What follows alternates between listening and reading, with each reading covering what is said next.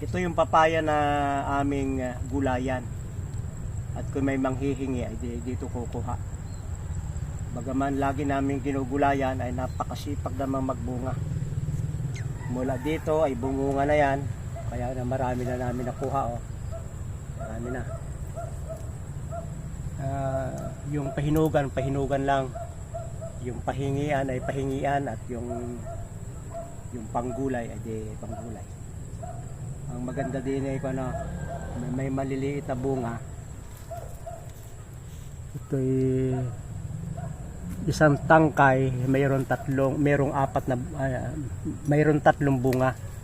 Isang malaki at dalawang maliit. Pag ako'y kumakain ng hinog, ito yung gusto kong kainin.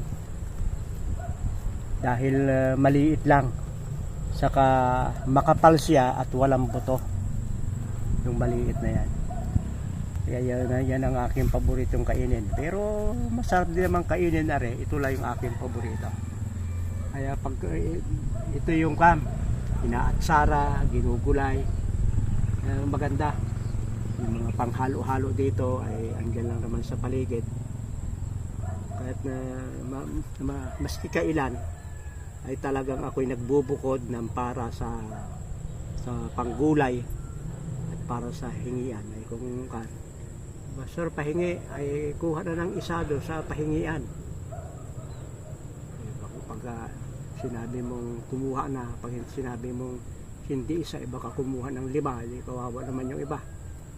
Kaya kumuha ka ng isa. Pag lagi nang hihingi, sa sunod na hingi ay bibigyan nyo ng pantanim. Naka-plastic. O sige, itanim mo ito para magkaroon ka ng ganyan, para ako'y makahingi din, para ikay makapagbigay din. Pag ang maghihingi ay hindi mo tuturuang magtanim at magsikap, ay magiging kasalanan natin na suporta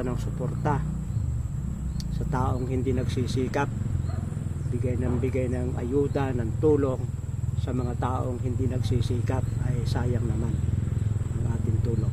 Salamat sa pagsubaybay sa Natural Wellness si Pastor Vito.